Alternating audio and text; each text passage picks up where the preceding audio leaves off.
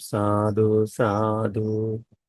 नमो तस् भगवतो अरहतो सम्मा संबुद्धस्स। नमो तस् भगवतो अरहतो सम्मा संबुद्धस्स।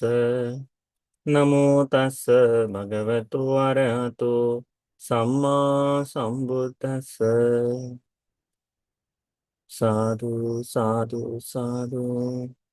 पूजनीय कल्याण मित्र, हमारे गुरु भंते जी को हमारा प्रणाम है। साधु साधु साधु। श्रद्धावान उपासक उपासिकागण, संयुक्त निकाय के निदान वक्त संयुक्त में भिक्खु संयुक्त का 9वां सूत्र 30 सूत्र। यह सूत्र भगवान ने श्रावस्ती में ही विराजमान होते हुए ही भिक्खु संघ को 30 नाम के भिक्षु के उद्देशित करके यह बताया है। अतखो आयस्मा तिस्सो भगवतो पितुच्छा पुत्तो ये न भगवान तेनोप संक्रमी। तो उस समय तिस्स जो अ, बुआ के लड़के थे, एक तरह से कहे तो ठीक है, वह भगवान के पास आते हैं। उपसंक्रमित्वा भगवंतं अभिवादित्वा एकमंतं निसीदी। आकर भगवान बुद्ध जी को, जहाँ भगवान है वहां गए, जाकर भगवान को नमन किया, एक और बैठ गए। पर कैसे बैठे हैं? दुखी दुम्मनो असुनी पवर्तय मानो। बड़े दुखी है, दुर्मन से, बिल्कुल क्लांत, आंखों में अश्रु है और रोते हुए स्वभाव से वे उनके सम्मुख जाकर बैठे। अतको भगवा आयस्मंतं तिस्संग एतद् वोच। तब भगवान ने तिस्स से यह पूछा, किंगनुखो त्वं तिस्स एकमंतं निसिन्नो दुखी दुम्मनो अस्सुनि पवत्तयमानोति। किस कारण से तिस्स तुम दुखी हो, हाँ, दुर्मन से हो, यानी रोते हुए स्वभाव से हो, क्या हुआ है तुम्हें, क्या कारण है करके भगवान उसको पूछते हैं। तुम रो क्यों रहे हो करके भगवान उसको पूछते हैं। तो कहते हैं, इससे उत्तर देते हैं, तथाहि पनमंग भन्ते भिक्खु समन्ता वाचा सन्नितोदकेन रजम्भ रिक्मकंसूति। कहते हैं कि ये भिक्षु लोग मुझे डांटते हैं, ऐसे वाक्य कहते हैं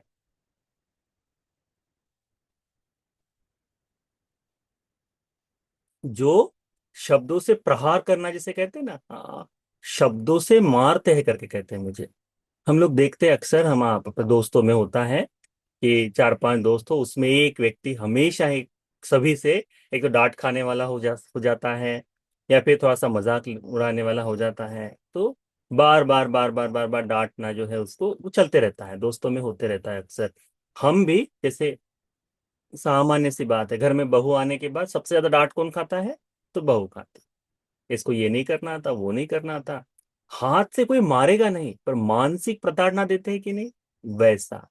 ऑफिस में कोई नया लड़का लग जाए, तो वो सबसे छोटा है, तो उसको हर छोटे से छोटे जो, ये भी कर, ये भी कर, ये भी कर, और उसको काम तो करवाते हैं, परंतु वाणी से भी उसको मानसिक पीड़ा देते हैं।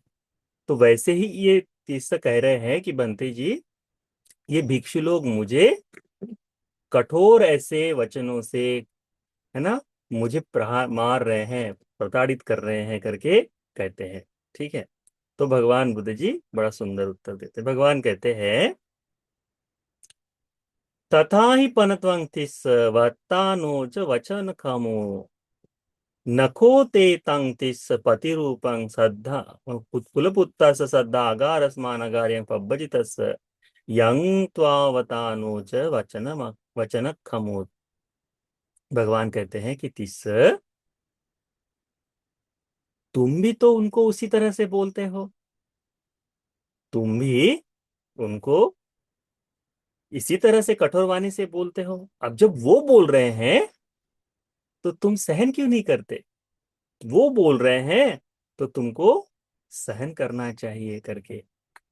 अक्सर ऐसा होता है कि नहीं, छोटे बड़ा भाई हो, दो भाई हो, दोनों भाइयों में झगड़ा हो, एक ने कह दिया कुछ और दूसरा उसका उत्तर दे, तुरंत गुस्सा आ जाता है, उसने मेरे को ऐसा क्यों बोल दिया करके। जब तुमने बोला तो कुछ नहीं लगता, है ना। वैसा ही ये तिस्स भंते जी को भगवान कहते कि भगवान कहते तिस्स, तुम भी तो इन भिक्षुओं को बोलते हो।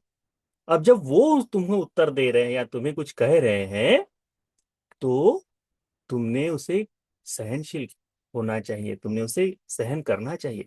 अब ये सारा वृत्तांत जो है ना, ये जो बोलने वाली जो बात है, ये किस कारण से है? क्योंकि तिस्स राजघर से आता है, यानी राजा के परिवार से आता है। तो बाल्यावस्था से ही, बचपन से ही सारी भोग संपत्ति, सारी सुख सुविधाएं, लोग आना सेवा करना, है सारे काम करते रहे। पर अब ये हो रहा है कि अब एकाएक धन में कमी आ गई है, क्योंकि भिक्षु बन गए तो धन नहीं। आते समय जाते समय जो भिक्षु हमसे बड़े हैं, उनसे उनका सम्मान अधिक हो रहा है, उनके लिए उठना बैठना है। फिर राजकुल से आने के बाद भी लोगों के द्वारा उन्हें भिक्षुक ही देखा जाता है। श्रद्धा है, गौरव है, परंतु फिर भी अनेकों बार उनको इस तरह से। तो ये जो सारी चीजें हैं, इकट्ठा होने के बाद उन्हें थोड़ा दुख का ही माहौल ऐसा है। आप लोगों ने देखा होगा कि बहुत धनवान परिवार से कोई लड़का हो और कहीं हॉस्टल में रहने चले जाए, ठीक है, और वहां उसकी मन से नहीं हो रहा है, तो खिजाना शुरू कर देता है, गुस्सा होना शुरू कर देता है, छोटी छोटी बातों पर चिढ़ना शुरू कर देता है। घर में सब कुछ मिल रहा था, अब घर के बाहर निकल कर कहीं अलग से रह रहा है कोई व्यक्ति, तो वहां काम करते समय अपने आप ही वो आरोश आ ही जाता है, और हल्की सी किसी की बात बहुत दुखने लगती है। यहाँ वही हो रहा है। तिस राजकुल से आने के बाद वो जो बचपन से उसने जो देखा वैभव है, अब भिक्षु जीवन में है नहीं। तो हो ये रहा है कि उस कारण से इसे छोटी छोटी बातें बड़ी ही कठोर लग जाती है। और ये कहता है तो इसे लगता है कि सामान्य है, पर दूसरे कहते हैं तो वो उसे बड़ा पीड़ादायी लगता है। जिस कारण से ये, तो भगवान बुद्ध जी उसी को समझाते कि तिस, तुम्हें इन चीजों को सहन करना चाहिए, क्योंकि तुम भी ऐसी वाणी बोलते हो। भगवान कहते हैं कि जो श्रद्धा से श्रद्धावान कुलपुत्र जो प्रवज्जित हुआ है, ऐसे प्रवज्जित हुए कुलपुत्र को शोभा नहीं देता कि इन वाक्यों के प्रति क्षमा का भाव उत्पन्न न करे करके, उसकी सहनशीलता न हो, ये अच्छा नहीं देता। उसने सहनशील होना चाहिए करके भगवान बताते हैं। सहनशीलता बड़ा धर्म बताया ना भगवान ने। तो भगवान कहते हैं ये तंक होते तिस पति रूपंग तिस, यही शोभायमान है भिक्षु के लिए, जो अनागारिक बनकर प्रवजित होकर घर बार छोड़कर भिक्षु बना है, उसके लिए यंग त्वंग वत्ता च सा वचन खमो जाति, कि उस कुलपुत्र के लिए यही शोभा देता है कि उसने सभी से सुनकर उन वचनों को सहन करना चाहिए, दूसरों की बातों को सुनकर सहनशील होने का भाव उस भिक्षु में होना चाहिए करके भगवान कहते हैं। थोड़ा सा मुश्किल काम है ये। अब हम भिक्षु बन जाने के बाद सहनशीलता का धर्म बड़ा अलग आ जाता है, क्योंकि कैसा है, भिक्षु बनने के साथ साथ ये एक धर्म हमेशा जागता है, और वो है अहंकार का धर्म। हम भिक्षुओं में होता ही होता है। जैसे अभी हम भिक्षु बनने के बाद हमारे आसपास के सभी लोग हमें बड़ा सम्मान, बड़ा गौरव दिखाते हैं, जिस कारण से कोई एक व्यक्ति भी हमारा अनादर कर दे, निरादर कर दे, तो हमें वो बहुत बुरा लगता है, बहुत ही पीड़ित प्रताड़ित होने वाला लगता है ना। तो यही बात, परंतु भगवान इसमें क्या बताते हैं कि ये जो है भिक्षु, जिसने प्रवज्जा ली है, उस भिक्षु ने क्या होना चाहिए? सहनशील होना चाहिए, दूसरे की बातों को सुन, दूसरे की बातों को सुनकर उसका प्रतिचार नहीं दिखाना चाहिए।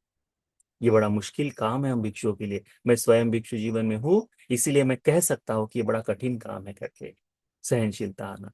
परंतु भगवान कहते हैं कि यही शोभायमान है, कहते हैं भिक्षु के लिए, ये शोभा देता है भिक्षु के लिए। भगवान ये कहकर फिर ये गाथा कहते हैं, किंग कुज्जसी माँ कुज्जी, आखो दो तिस ते वरंग, क्रोध मान मख विनयथनि, तिस ब्रह्मचर्य उत्सती थी।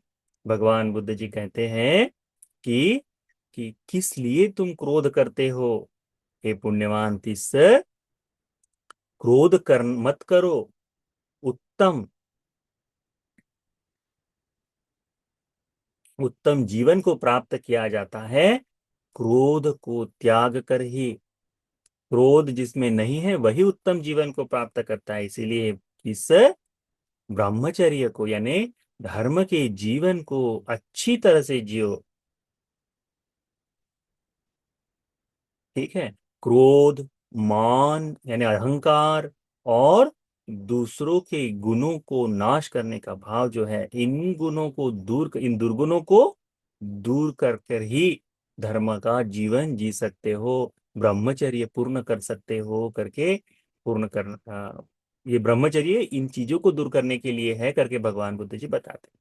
तो इस सूत्र में हमको देखने को मिलता है कि तिस्सा नाम के भिक्षु अपने स्वभाव के कारण, अपने इसके कारण निरंतर ही दूसरों के द्वारा प्रताड़ित होते रहे। वाणी से स्वयं कहते तो कुछ नहीं, दूसरे कहे तो दुख होता था, जिस कारण से इन्हें ये तकलीफ होते रही। तो फिर भगवान बुद्ध जी ने तिस्स को बताया कि तिस्स, कुलपुत्र को शोभा नहीं देता कि क्रोध करना चाहिए करके। भगवान कहते हैं कि क्षमाशील, सहनशील होना चाहिए जो प्रवज्जित हो चुका है। प्रवज्जित किस लिए होना है? तो अपने अपने क्रोध को, अपने अहंकार को, है ना, अपने आ, दुर्गुणों को छुपाने का भाव जो हो, या दूसरों के गुणों को नाश करने का जो भाव हो, इनादि दुर्गुणों को दूर करने के लिए ही यह ब्रह्मचर्य का जीवन है, ब्रह्मचर्य है करके भगवान बुद्ध जी हमको बताते हैं। तो इस सूत्र को ध्यान में रखो, अच्छी तरह से अभ्यास करो, अपने जीवन में क्रोध को जीत पाए ऐसा भाव जगाओ। हम दूसरों को कहे, हम क्या कह रहे हैं इस बारे में ध्यान रखो। दूसरे जब हमें उन्हीं शब्दों से कहे तो हमें क्रोध करने की आवश्यकता नहीं। तो अपने जीवन को सुधारने के लिए हम लोगों ने निरंतरता से प्रयास करना चाहिए। ठीक है, तो यह सूत्र, यह धर्म का उपदेश आप सभी को क्रोध को जीतने वाला, क्रोध को दूर कर कर सहनशीलता धर्म को बढ़ाने वाला, भगवान बुद्ध जी का श्रावक श्राविका बनने के लिए यह उपदेश उपकारी हो जाए। साधु साधु।